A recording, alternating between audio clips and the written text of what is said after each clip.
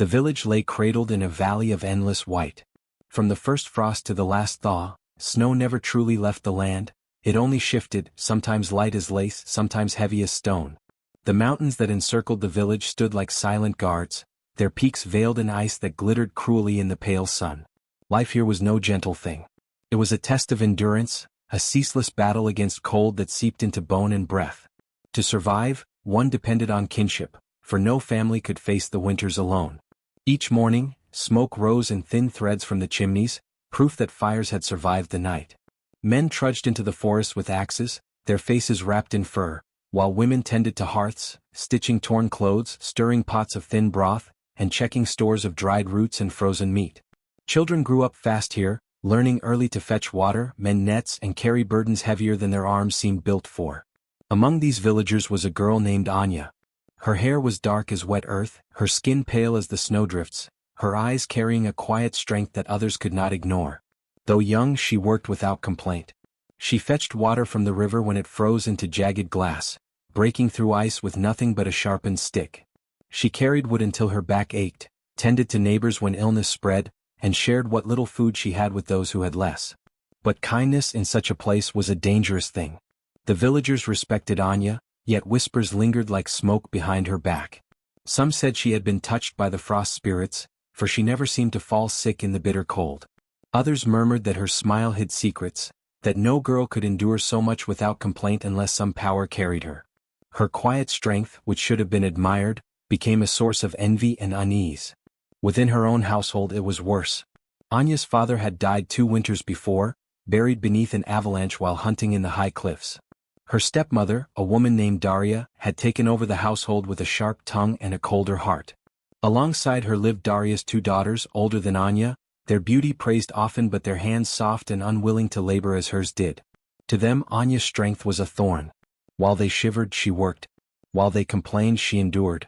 When villagers came seeking help, it was not Daria's daughters they trusted, but Anya. This stirred bitterness that grew like rot in their hearts. Still, Anya bore it silently.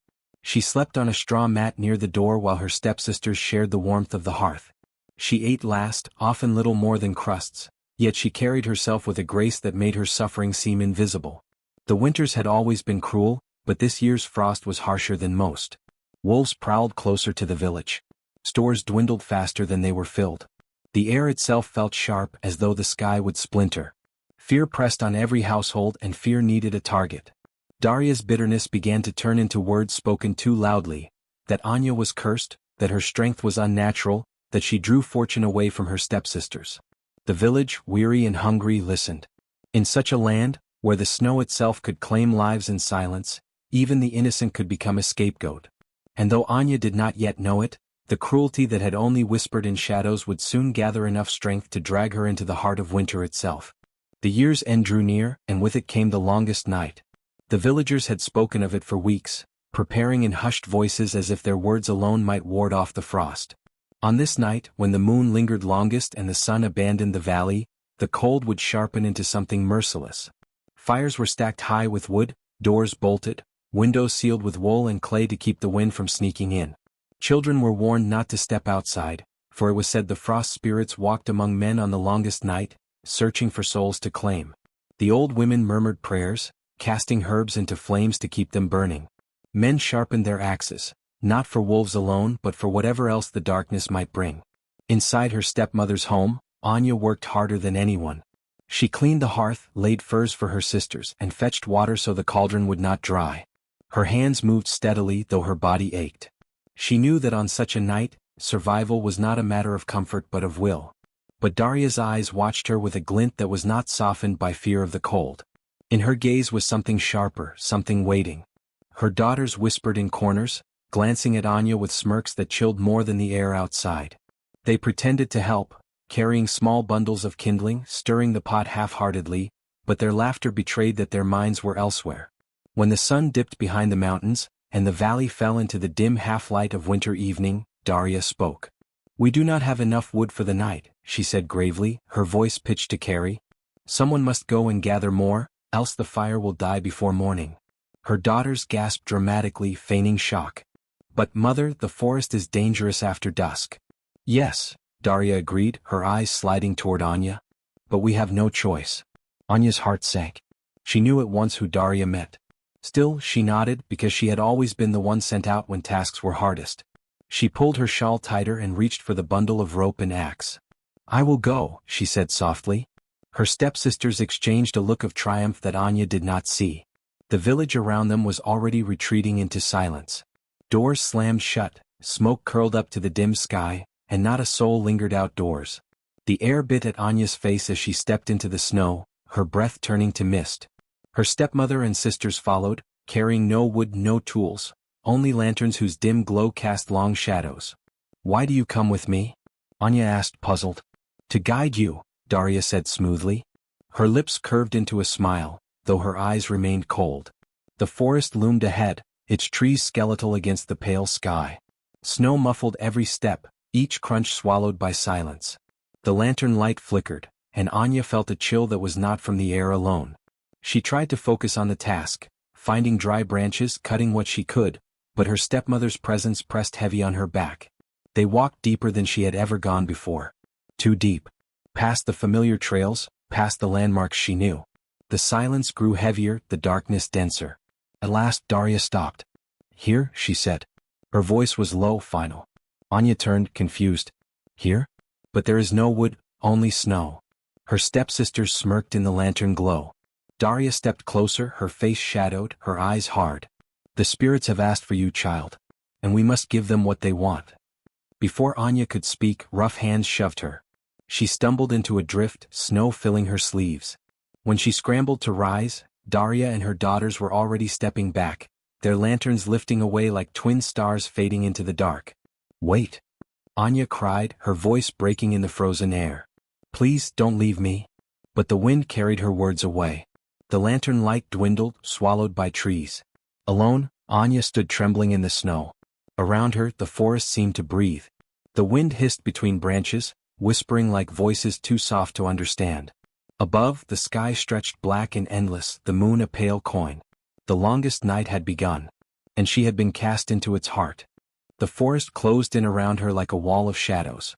The snow beneath Anya's feet was deep, swallowing her steps as if the earth itself wanted to drag her down. She stumbled forward, clutching her shawl, her breath ragged in the frozen air. The lantern light that had guided her was gone. Her stepmother and sisters had vanished, leaving nothing but darkness and the memory of their betrayal. For a moment she stood still, stunned by the silence. The truth of it pressed down like the weight of ice. They had left her. They had walked her into the jaws of winter and abandoned her as though she were no more than a bundle of unwanted rags. Her first instinct was to run after them, to shout their names until they turned back. Mother! Sisters! She cried, her voice cracking. But no sound answered save the mournful groan of trees shifting in the wind.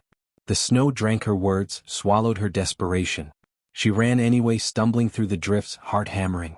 Her boots slid on hidden ice, her skirts soaked with frost. She searched for the glow of lanterns, for footprints she might follow. But the snow fell too quickly, erasing all traces as though her family had been swallowed by the storm. Exhaustion caught her swiftly. She dropped to her knees, gasping, her hands pressed into the cold that bit like teeth. Why? She whispered into the night. What did I do?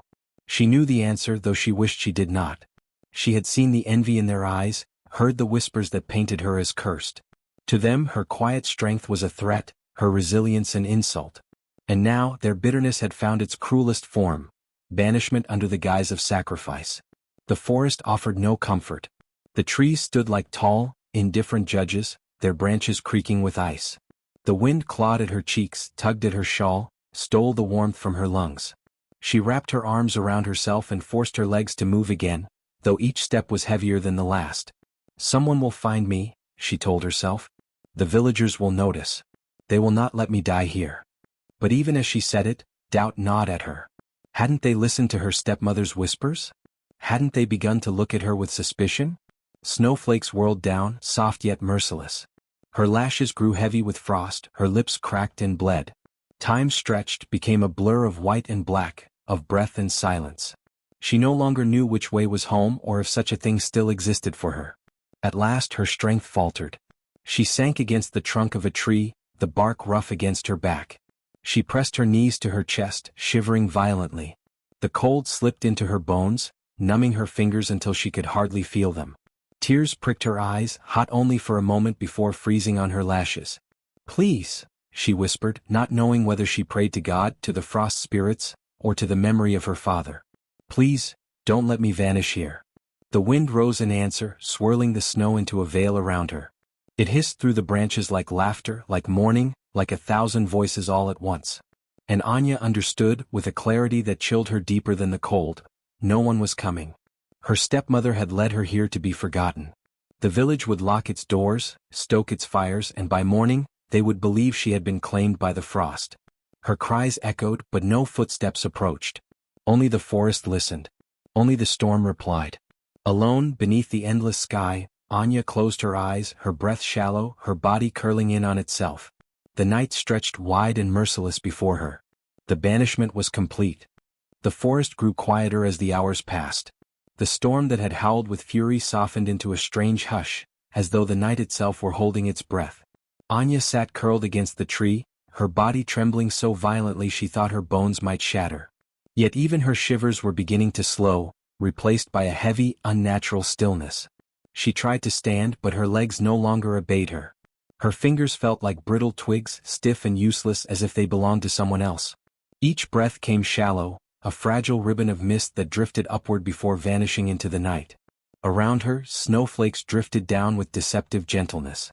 They did not sting or bite as before. Instead, they landed softly on her shoulders, on her hair, on her trembling lashes. The snow gathered, not cruelly but tenderly, as though the sky itself sought to shelter her.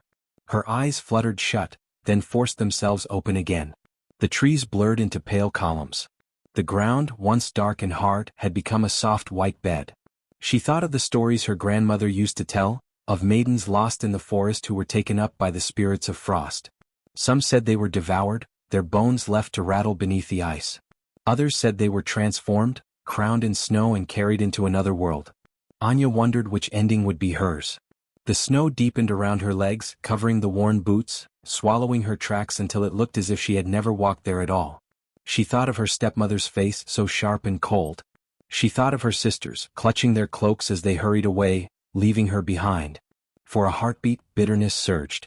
But even bitterness required warmth, and she felt it slipping from her with every exhale. Her head tilted back, and for the first time that night she noticed the sky. The clouds had parted, revealing a wash of stars so clear they seemed etched into the heavens. Their light shimmered faintly on the falling snow, and she thought, strangely, that they resembled candles set upon an altar, as if the night were preparing for some sacred ceremony. A faint smile touched her lips. "So this is my wedding," she murmured, her voice thin, almost swallowed by the silence. The snow seemed to answer. It fell thicker now, settling on her shoulders like a mantle, layering over her shawl until it gleamed white in the starlight. It caught in her hair, weaving strands of silver, forming a crown of ice. Across her face it spread like a veil, delicate and unbroken, a bridal covering placed not by hands but by the heavens themselves. She felt no more pain.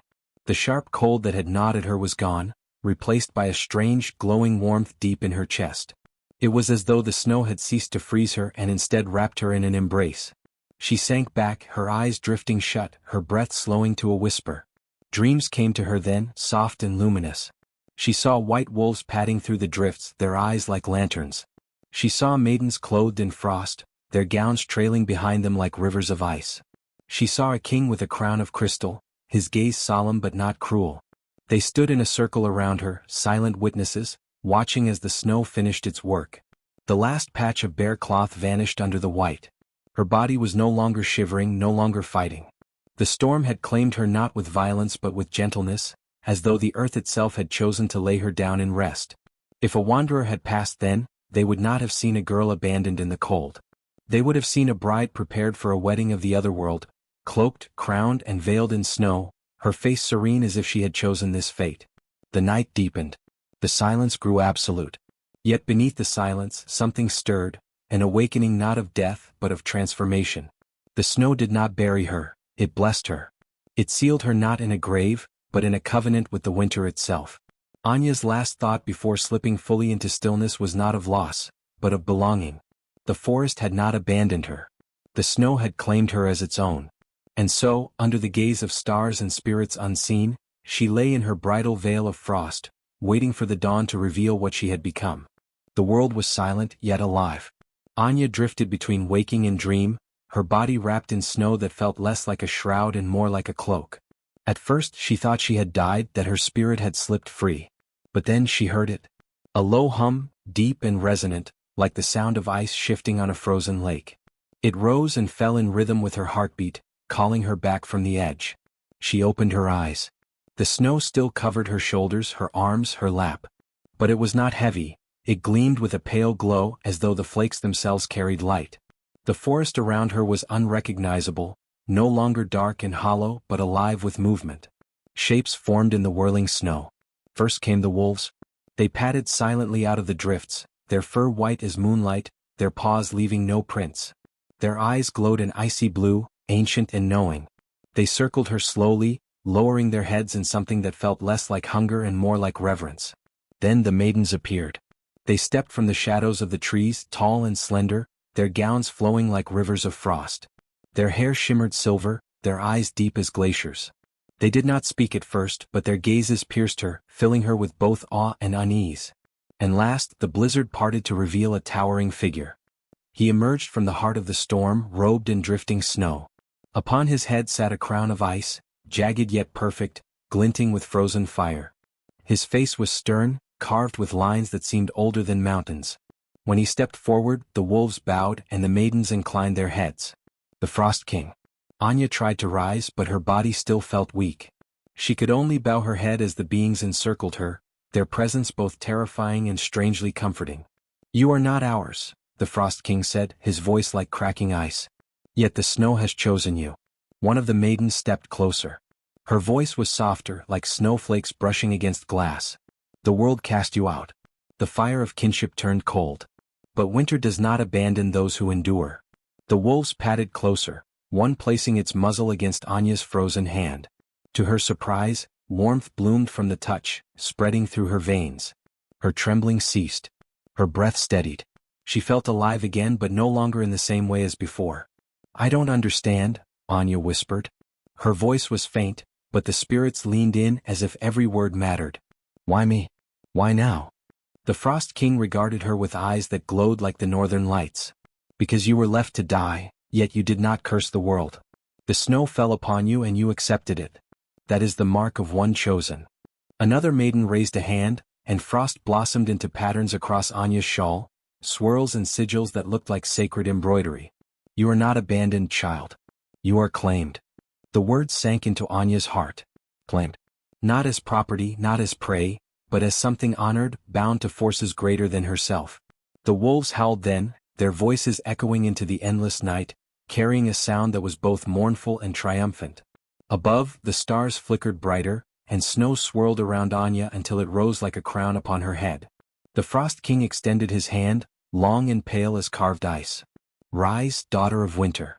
Anya hesitated. Her stepmother's face flashed before her, the sneers of her sisters, the warmth of the fire she would never see again.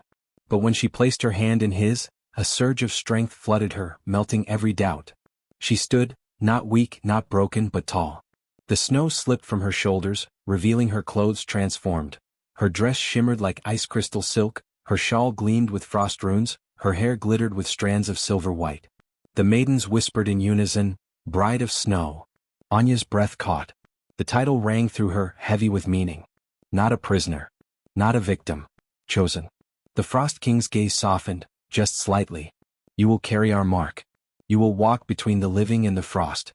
When the world rejects, you will be embraced. When fire burns, snow will cool. You belong to the winter now." Anya looked down at her hands. The scars from years of toil were still there, but across them now glowed faint patterns of frostlight, as though the snow had carved blessings into her skin. She flexed her fingers, feeling the strength of something far greater than flesh and bone. For the first time in her life she felt unafraid. The wolves lowered themselves at her feet as if she were already their mistress. The maidens bowed their heads, acknowledging her place among them. And the Frost King stepped back, his crown blazing like a shard of the moon. "Go," he said. "Show them what winter has given you." Anya lifted her chin. She understood. Dawn was coming, and with it, the village that had left her to die. She would not return as the girl they abandoned. She would return as winter's bride. The snow swirled around her, lifting her cloak, gleaming like a veil in the pale starlight.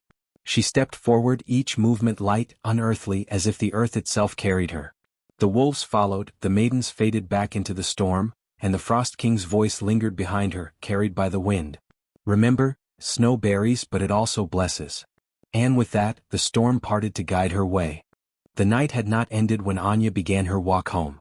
The snow no longer felt like an enemy pressing against her skin. It curled around her ankles, lifted her steps, carried her forward like unseen hands. Each flake that touched her melted into light, and the frost-marked patterns on her shawl shimmered with every breath she took. Behind her, the white wolves padded silently, their eyes glowing with reverence. Above her, the storm seemed to clear a path, clouds pulling apart as though bowing to her passage. She was no longer a girl stumbling through the forest. She was something else. By the time the village roofs came into view, dawn had begun to pale the sky. Smoke drifted lazily from chimneys, the first fires of morning lit within shuttered homes. The villagers were still waking, unaware of the storm-born figure approaching their gates. Anya stepped onto the frozen path that led into the heart of the settlement. Her cloak of snow trailed behind her, her hair gleamed silver-white in the rising sun, and her skin glowed as though carved from ice itself. It was the first child who saw her. He had darted outside to gather kindling, his hands red from the cold. When his eyes fell on her, his mouth dropped open. The sticks scattered from his arms as he shouted, "The Snow Bride! The Snow Bride walks!" Doors creaked open. Sleepy faces appeared, then froze. Women gasped and crossed themselves. Men dropped tools from their hands. They stared in silence, unable to decide if they should kneel or flee. For there was no mistaking her. She was Anya, the girl they had seen weeping in doorways, the one her stepmother scolded in public, the one who vanished into the forest on the longest night. But she was not the same. She was radiant, terrible, and beautiful. The wolves fanned out at her sides, lowering their heads but never threatening. Their presence alone made the people tremble. "She has returned," whispered an old woman, her voice trembling. "The spirits have taken her, and now they bring her back." Anya paused in the center of the village square. Her breath curled in the air, yet her body no longer shivered. The frost crown upon her brow gleamed with dawnlight, scattering rainbows across the snow. Eyes turned toward her stepmother's house. The door opened slowly and out stepped the woman herself, flanked by her two daughters. Their faces were pale, their mouths tight with fear. They had believed her dead, lost to the storm. Yet here she stood, alive. No, more than alive. Anya's stepmother opened her mouth as though to speak, but no sound came out. Anya raised her hand. Frostlight danced across her palm. The villagers gasped as a soft swirl of snow rose from the ground and twined around her wrist like a living ribbon. The wolves bowed their heads. "I was left to die," Anya said. Her voice carried across the square, quiet yet sharp as icicles. "But winter does not abandon those who endure." A murmur swept through the crowd. Some bowed low, pressing their foreheads into the snow. Others simply stared, too stricken to move. One of the stepsisters stepped forward. You are not her. You are a spirit come to curse us," she cried, though her voice shook with terror. Anya's gaze fell on her, cold and steady. The girl's words faltered. Frost began to creep along the wooden steps of the house, spreading in delicate white veins. The villagers gasped again, some retreating a step, others pushing forward in awe. "She is blessed," someone whispered. "The snow has crowned her." Anya lowered her hand and the frost halted. Her eyes swept over the villagers, not with anger but with something deeper, a stillness, a distance, as though she no longer fully belonged to them. "You called me a burden," she said softly. "You cast me away. But the winter spirits have shown me what cannot be broken. I'm not yours to despise. I am theirs." Her words hung in the air like a bell tolling. The villagers shifted uneasily, torn between fear and reverence. Some fell to their knees, murmuring prayers to the frost, while others stared at her stepfamily with suspicion, the truth of their cruelty dawning like sunlight through mist. Anya stood silent, her veil of snow drifting gently around her. She had no need to raise her voice. The storm spoke for her. The wolves, the frost, the shimmering air, all bore witness to her transformation. When the dawn finally broke fully, painting the sky with streaks of pink and gold, it fell upon Anya alone. She stood in the light, radiant as a bride on her wedding morning, cloaked not in fabric but in the blessing of winter itself. The people could only whisper one name for her now: the Bride of Snow. The village could not breathe. Anya stood in the center of the square, the snow swirling around her in soft spirals, her frost crown glittering in the new light. Behind her, the white wolves sat in a silent row, their eyes glowing like embers buried in snow. The villagers pressed close, yet none dared to cross the circle of frost that had formed at her feet. Her stepmother, Daria, clutched her shawl tightly around her shoulders. Her lips moved without sound. The two stepsisters hovered beside her, pale and trembling, their eyes darting from the wolves to Anya's face, as though searching for the girl they had once scorned. The silence was broken by an elder, his voice deep but shaken. "You vanished into the forest on the longest night, child. And yet you walk among us now. Tell us, what has become of you?" Anya did not answer at once. She lowered her gaze, her breath misting in the air, and when she finally spoke, her words cut through the morning like blades of ice. "I was left to the storm," she said. "Abandoned by those who should have sheltered me." Gasps rippled through the crowd. All eyes turned toward Daria and her daughters. "It is a lie," Daria cried suddenly, finding her voice. "She wanders with spirits now, she has been tainted by them, she speaks with their whispers. She blames us to hide her own sin." Anya lifted her hand. Snow rose from the ground in a sudden rush, a sharp wind cutting through the square. Daria's words froze in her mouth. Quite literally, the villagers watched in horror as a thin crust of frost spread across her lips, sealing them shut. Her eyes bulged with panic as she clawed at her own face, but the ice only thickened. "She does not need to speak," Anya said, her voice calm, resonant. "The snow remembers." The ground shuddered faintly. Frost crept outward from Anya's feet, stretching across the square like roots, delicate yet unstoppable. It touched the stepsisters first. They cried out as pale crystals bloomed on their shoes, climbing slowly up their legs. The younger sister screamed and stumbled, but every word she uttered turned white in the air, the truth of her heart carved into the frost that spread around her. The villagers gasped as shapes appeared in the snow, shadows of what had happened. The figures of Daria and her daughters, leading Anya into the woods. Their voices echoing in the wind, "Go. Stay until dawn if you can." The sound of her cries swallowed by storm. The people fell back, some crossing themselves, others dropping to their knees in awe. There was no denying it now. The winter itself had borne witness. The elder bowed his head. "The spirits do not lie. The truth has come to light." The stepsisters wailed, clawing at the frost that bound their skirts. "It was not our fault," cried the eldest. "She lured us, she brought this curse upon herself." But the snow curled higher, up to their waists, silencing them with its cold embrace.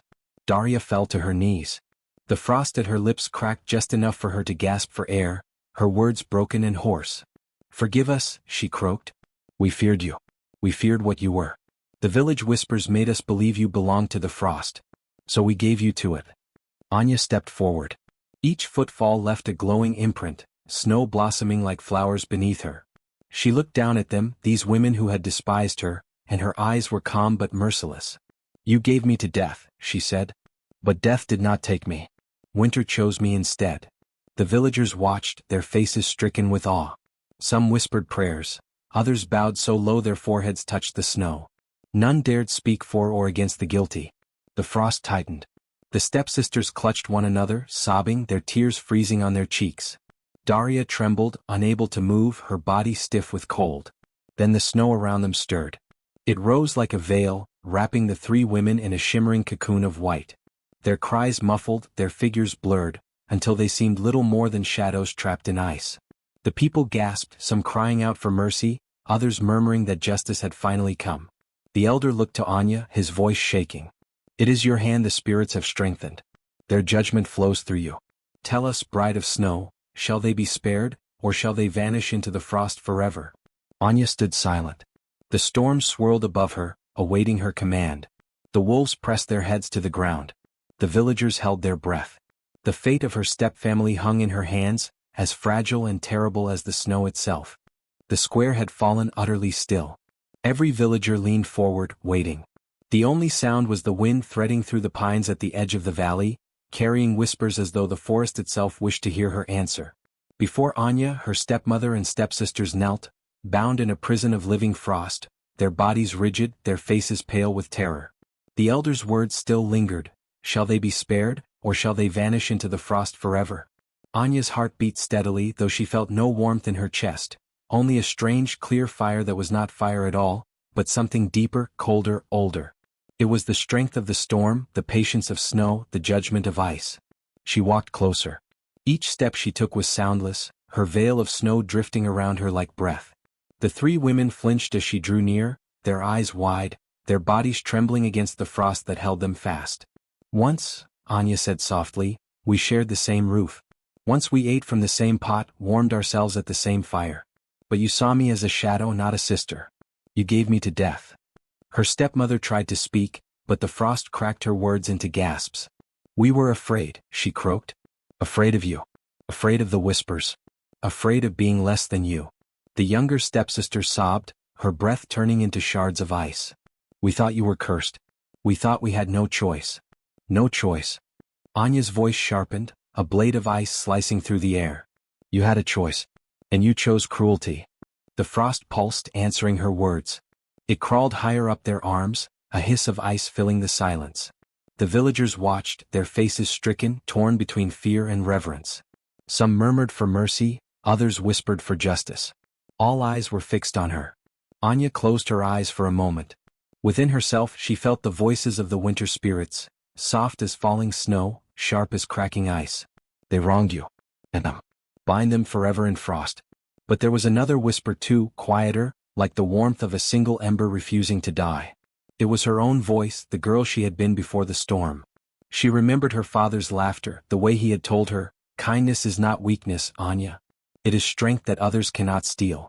Her hands, glowing faintly with frostlight, hovered above the prisoners. She could condemn them with a single gesture. The snow was eager, ready to devour their lives forever. But was vengeance truly hers to take, or was her strength meant for something greater? She opened her eyes. The villagers leaned in. The wolves lifted their heads. Slowly Anya lowered her hand. The frost around her stepmother and stepsisters stilled. The snow that had bound them eased, softening into powder. They collapsed to the ground, shaking, coughing, their bodies drenched in cold.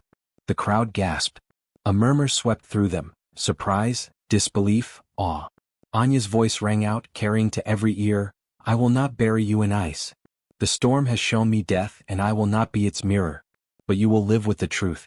You will walk beneath the weight of shame, and every eye in this village will remember what you did. Her stepmother lifted her head, her face wet with frozen tears. You, spare us, she whispered, voice ragged. I do not spare you, Anya replied, her gaze sharp as a frozen blade. The winter spares you. It leaves you to your own hearts, colder than any storm. The wolves stood, circling once before retreating into the trees. The frost crown on Anya's brow shimmered with light, then faded into her hair, as though the spirits themselves acknowledged her choice. The villagers knelt, one by one, their foreheads pressed into the snow. They murmured prayers not to the storm, but to her, the girl who had walked into death and returned, not with vengeance, but with a power tempered by mercy. From that day forward, they called her not only the bride of snow, but also the eternal flame in ice, the one who carried fire in her heart though clothed in frost, the one whose mercy burned brighter than vengeance ever could. Her stepmother and stepsisters lived, but their names were spoken only with scorn. They became outcasts in their own home, their every glance shadowed by guilt. And though they walked in warmth, they felt only the chill of what they had done.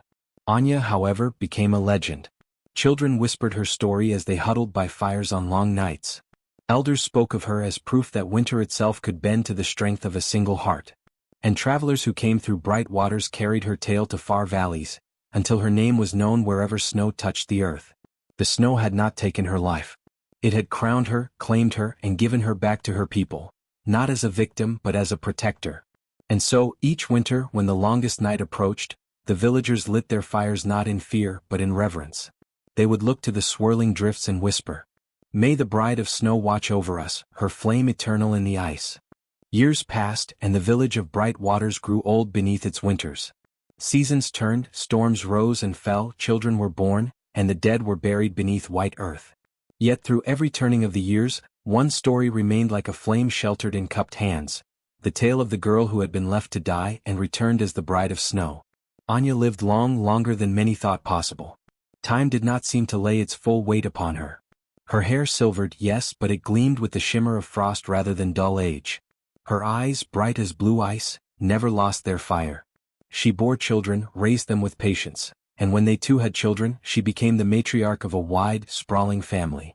At night, she would sit by the hearth while little ones gathered around her knees. They begged for stories, stories of wolves and kings, of rivers and stars, but always they returned to one. "Grandmother," they would whisper, their eyes wide as the snow pressed against the windows, "tell us the story of the night you became the bride of snow." And she would smile, her wrinkled hands folded in her lap. The ring on her finger gleamed faintly, as though made not of silver but of frozen starlight. She never took it off, for it was not simply a ring but a bond between her and the winter that had spared her. She told the story not as a queen telling of her glory, but as a woman reminding her children of the truths that endure, that cruelty devours itself, that envy carves hollows in the heart, and that blessings cannot be stolen. "Remember this," she would say softly, the firelight dancing across her face, "snow can bury you or it can crown you. The choice lies in what you carry in your heart. My stepsisters believed frost would take me because they wished it so. But the spirits looked deeper. They saw that envy feeds only the cold, while kindness warms even the storm." The children would nod solemnly, though many did not yet understand. Still they remembered. The story stayed with them, growing as they grew, shaping their hearts as quietly as snow shapes the land. Beyond her family, the whole village carried her tale. Each year, on the longest night, they lit great fires in the square. They told again how a girl had walked into death and returned with winter's crown. They honored her not with sorrow but with songs of endurance, of fire and frost. Travelers who wandered into bright waters on such nights would pause, listening in wonder, before carrying the legend to distant valleys. Thus, Anya's story became more than hers. It became a thread woven into the fabric of many lives. In villages far away, mothers hushed quarreling children with the words, "Do not let envy eat you or you will be colder than snow." In lonely cabins, old men whispered to the storm, "Bride of snow, keep us safe this night." And still Anya lived. Some swore the winters bent themselves around her, softening when she walked as though frost itself stepped aside. Others said her fire kept death at bay, that the spirits who had claimed her could not bear to let her go. Her stepmother and stepsisters withered in time, living out their days with no crown, no warmth, no love. Some villagers pitied them, others did not. When their names were spoken, it was only as a warning. And when they were gone, they were remembered only through Anya's forgiveness, which had left them to their shame rather than to the storm. One evening, many decades after that frozen night, Anya sat alone by her window. Snow fell gently outside, the flakes thick and soft, covering the earth like a quilt. She lifted her hand, gazing at the ring. It gleamed as brightly as ever, its surface unscarred by years. It was eternal, like the snow, like the lesson. She whispered into the quiet, though no one else was near. "You covered me like a bride and you carried me back. I was only a girl but you made me more. I am grateful." The snow seemed to pause in its fall, hanging for a heartbeat in the air before resuming. When at last her time came, it was not marked by pain or fear. She was found one morning, seated in her chair, her hands folded, her face peaceful. A dusting of frost lay across her shoulders, though no window had been opened, as if the winter spirits had come to guide her home. The villagers buried her not in earth, but in a mound of snow, sealed by ice that never melted, even when spring warmed the valley. They said the snow itself kept vigil, and that on certain nights, a crown of frostlight glimmered above the mound, as though she still watched over them. And so the legend grew. In every generation the story was told again, how a girl abandoned to the storm returned as winter's bride, how she carried flame within frost, how she chose mercy over vengeance. Some said she still walks when the snow is deepest, her veil trailing behind her, her ring shining in the night. Others swore that when a blizzard rattles the eaves, it is her hand brushing past, guarding the homes of the kind-hearted. What was certain was this: the bride of snow did not die. She became eternal, not in flesh but in story, in memory, in the hush of snow that crowns the earth. And in every village where her tale was told, children leaned close to the fire, eyes bright, as the final words rang like bells across the years. Blessings cannot be stolen. Envy devours those who feed it. But kindness endures forever like a flame in the ice.